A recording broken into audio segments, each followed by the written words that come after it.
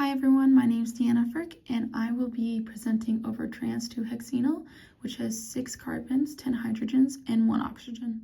To start things off, I'll be talking about the MS data, which shows that the M+, also known as the molecular weight, which is on the most upfield peak, is at 99 grams per moles.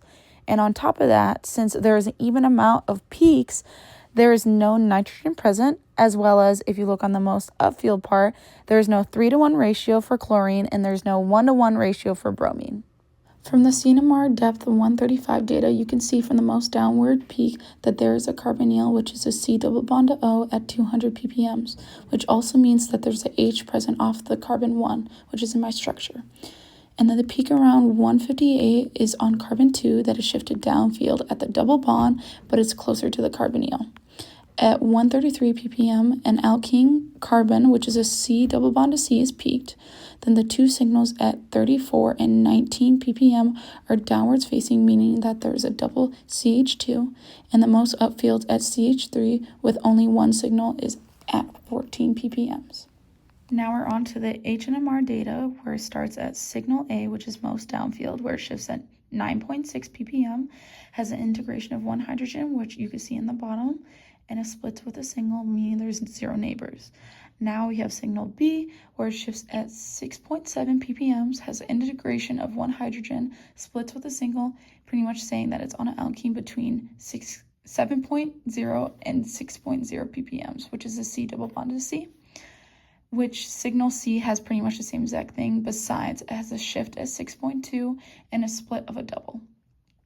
Next is signal D with a shift of 2.4 ppm with an integration of 2 hydrogens and a split of a quadruple next to a CH3. Next is signal E with a shift of 1.6 ppm, integration of 2 hydrogens with a split of multitude next to a CH2.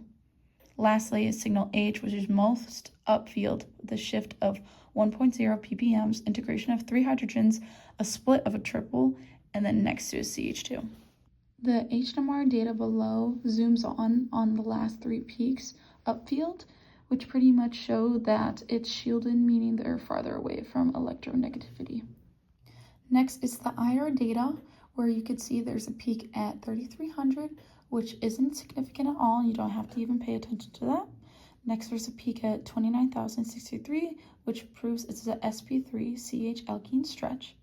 Next, there's a peak at 1692, which proves there is a C double bond to O and C double bond to C.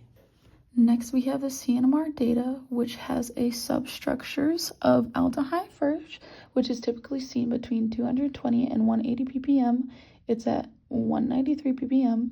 Next, we have a double bond that peaks between 140 and 120, which we have at 132 ppm. Then we have the chain, which is CH3 between 40 and 20 ppm. Then the CH2 at 20 and 10, we have 2 of those. And then the CH at 50 and 20 ppm. And then in the middle, you'll see a little error bar, which is at 78, and you can completely ignore that ppm. And to finish off, the structure is in the last box, where you can see all the carbons, the aldehyde, the double bonds, and then the regular chain afterwards.